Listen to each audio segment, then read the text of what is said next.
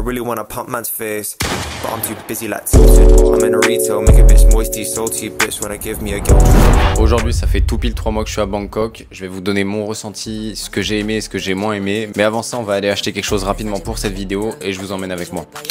J'emmène aux galeries Lafayette, c'est les négociés et Jeannette. Ma jolie son pussy est tellement sweet, à deux doigts de me filer le diabète. Elle rentre dans la chambre et je la déshabille comme Jetine et Janet. Elle raquette un rappeur tous les samedis, elle s'allume le nez dans les toilettes. Devant les métaux ça détale vite. Bon, on se retrouve sur la merveilleuse DJI Osmo Pocket. Étant donné qu'à Bangkok, je me suis donné l'objectif de faire des vidéos un peu plus vlog, un peu plus lifestyle, etc. Donc j'étais obligé d'acheter ça. J'étais un peu le dernier à ne pas l'avoir encore acheté. C'est la première fois que j'utilise, donc je sais pas encore le rendu. Je sais pas, je l'ai même pas réglé, je l'ai pas trop touché encore. J'ai même pas regardé comment ça fonctionnait en détail. Mais de ce que j'ai vu rapidement, ça a l'air d'être assez simple d'utilisation, on va dire. Donc on va bien voir ce que ça donne, on va bien voir si on a un beau rendu et de belles images. Et puis au pire des cas, la vidéo elle sera juste horrible et tant pis. Pour revenir au sujet principal de la vidéo, donc ça fait 3 mois que je suis à Bangkok. Là j'arrive dans quelques jours, ça fait tout pile 3 mois. Au bout de 3 mois, j'ai pas tout vu de Bangkok et encore moins de la Thaïlande. J'ai même pas encore été sur les îles. Là pour l'instant, j'ai fait que Bangkok. Je pense que bientôt je vais aller sur les îles, je vais aller faire un tour pour voir un peu. Parce que c'est vrai que la ville, Bangkok, c'est bien. Mais ça permet pas d'avoir un avis global sur la Thaïlande, même si moi mon objectif en venant ici ça reste la productivité, etc. Donc je sais que Bangkok ça reste l'idéal, avoir tout à proximité, ça fait partie des avantages, les nombreux avantages que je vais pouvoir citer dans la vidéo. Il y en a énormément en étant à Bangkok. Je pense que l'avantage numéro 1 que tout le monde connaît en étant à Bangkok, ça reste le fait que tout est pas cher globalement, que ce soit le loyer, que ce soit la vie, la nourriture, les transports, les taxis ici pour 2,50 € tu traverses la ville presque. Donc ça reste un des gros avantages en vivant à Bangkok, c'est les économies en fait que tu fais. Donc, globalement tout est beaucoup moins cher qu'en Europe à Bangkok, tout ce qui va être les taxis, la nourriture, les logements. Pour vous donner un ordre d'idée, là dans le logement où je suis, j'ai 40 mètres carrés je crois à peu près, 40 mètres carrés hyper bien meublé, moderne, etc. Je suis en plein centre de Bangkok, donc je suis quand même bien placé, je suis dans un bon quartier, j'ai tout à proximité et je paye 600 € par mois, 600 € par mois c'est ça, dans une résidence où il y a piscine, il y a salle de sport, il y a 2 piscines, il y a un rooftop, tu peux te poser, tu peux faire un peu ce que tu veux, il y a pas mal d'espaces de coworking. Il y a plein de salles, il y a un institut de beauté dans la résidence aussi, enfin il y a pas mal de choses en fait. Et on n'est pas sur une des meilleures résidences en fait, on est sur une bonne résidence. Alors quand je dis que c'est pas la meilleure résidence, ça veut pas dire que la résidence elle est nulle, la résidence est très bien honnêtement, même si c'était pas exactement celle que je voulais. Le seul truc c'est que j'ai pas eu trop le choix en fait, parce que le choix a été réduit, je pense que tout le monde l'a vu, mais il y a pas longtemps il y a eu un séisme à Bangkok. Avant ça j'étais dans une autre résidence que je trouvais un peu mieux. Qui était légèrement plus cher pour un appartement, qui était un peu moins bien, mais je trouvais que globalement en fait les services, le coworking, etc. étaient bien plus qualitatifs. Pour ceux qui connaissent et qui sont à Bangkok, c'était le 195. Et du coup j'ai dû quitter cette résidence parce que en fait la plupart des appartements étaient détruits et si je voulais me reloger dans l'immédiat je devais attendre quelque chose comme 2 mois et comme j'avais pas envie de passer 2 mois à l'hôtel ou alors 2 mois en Airbnb ou je sais pas, je suis venu directement là où je suis aujourd'hui, qui était une des résidences qui est assez récente, ce qui fait que du coup elle n'a pas été trop touchée par le séisme, il n'y a pas eu trop de problèmes. Mais voilà, pour faire court, pour 600 €, je suis dans une résidence où j'ai tout, j'ai piscine, salle de sport, j'ai espace de coworking, un sky lounge pour me poser, j'ai tout en fait, tout est complet. Donc ça c'est l'avantage, le premier avantage de Bangkok, les loyers, les prix. Ici tu vis, et puis sans parler de l'appartement aussi, l'appartement que j'ai qui est vraiment cool, honnêtement pour 600 € en France t'aurais jamais ça. Deuxième avantage pour les gros mangeurs, ça reste la nourriture. La nourriture ici tu te dégommes pour 3 €. Si tu manges thaï en fait, si tu manges thaï c'est vraiment pas cher. La nourriture thaï est bonne même si ça reste quand même relativement gras et pas super healthy pour certains plats. Mais globalement, ça reste très bon de manger thaï. Je mange pas du tout thaï tous les jours. Après, tout ce qui va concerner les fast-foods sont également aussi beaucoup moins chers ici. Les courses, la viande, si tu veux t'acheter des pièces de viande, si tu veux manger n'importe quoi, ce sera moins cher. Tout est relativement beaucoup moins cher qu'en Europe. Mais donc voilà, ici tu n'auras aucun mal à te faire plaisir au niveau nourriture. Tu peux aller au restaurant tous les jours. Parce que pareil, la livraison ici coûte absolument rien. Le concurrent, enfin l'équivalent de Uber ici, c'est Grab. Grab, c'est à peu près 50 centimes par livraison de nourriture. Je viens de me rendre compte seulement après 10 minutes de vidéo que mon micro n'était pas connecté. Donc là, j'espère que le son il est un peu mieux et que le son de la première partie n'était pas affreux. Pour en revenir aux choses positives selon moi à Bangkok, une des choses les plus importantes et que j'ai le plus apprécié ici, ça reste le fait que Bangkok c'est une ville super active.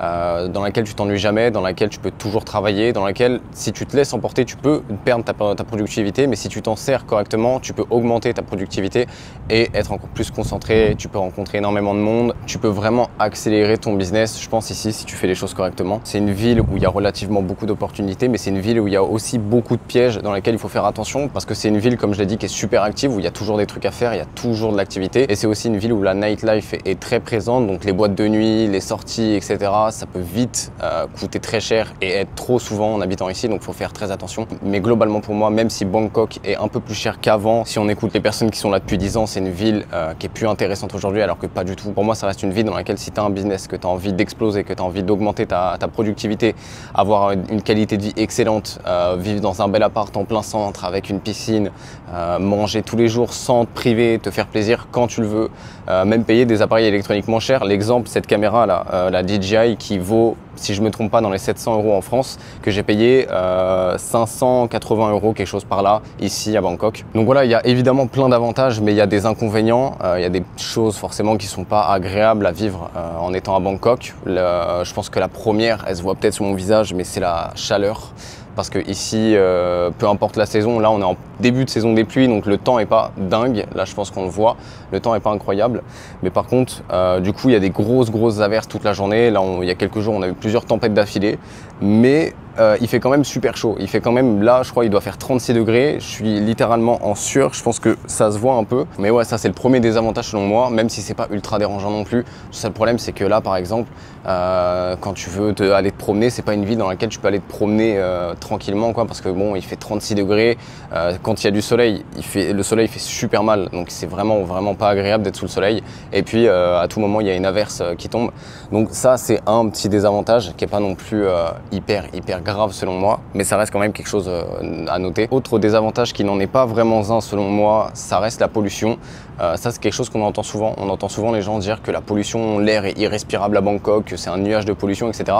Alors oui, c'est très pollué, c'est une ville qui est ultra polluée. Ça, par rapport à la France, on a beau dire ce qu'on veut, c'est une ville qui est très polluée.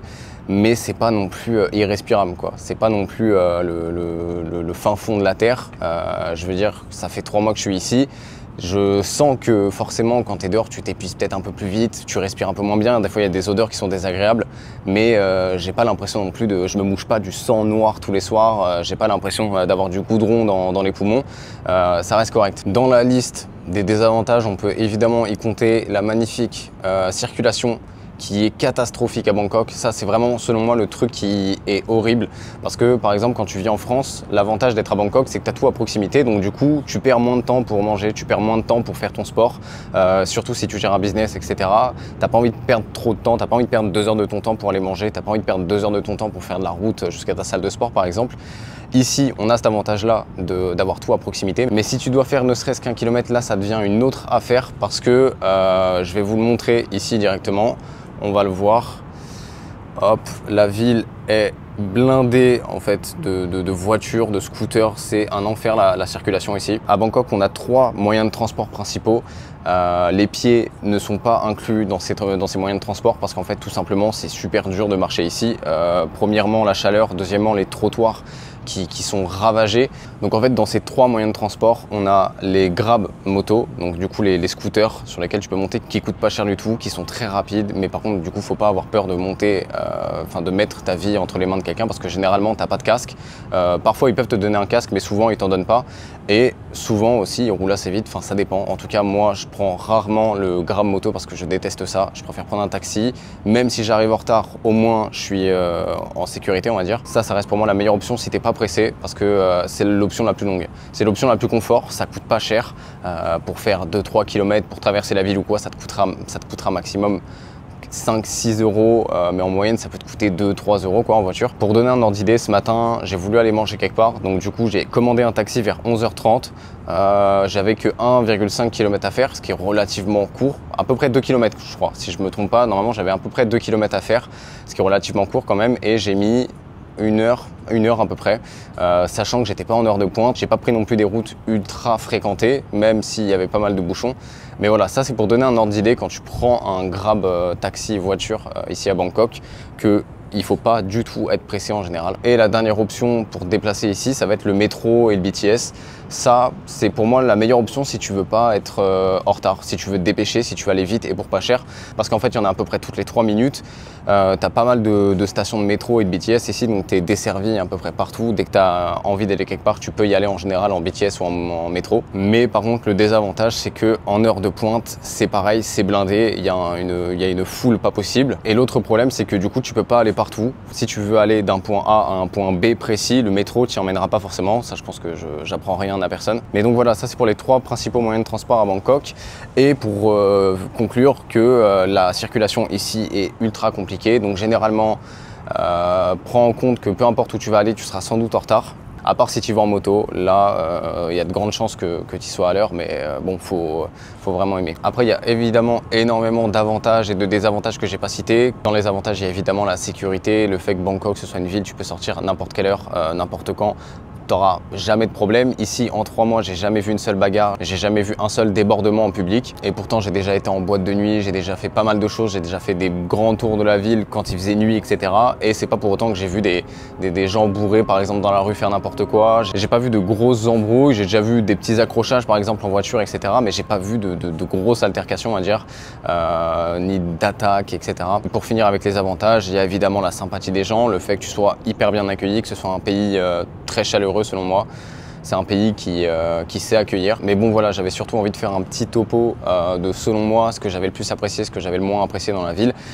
Bien sûr, selon moi, il y a bien plus de positifs que de négatifs dans cette ville.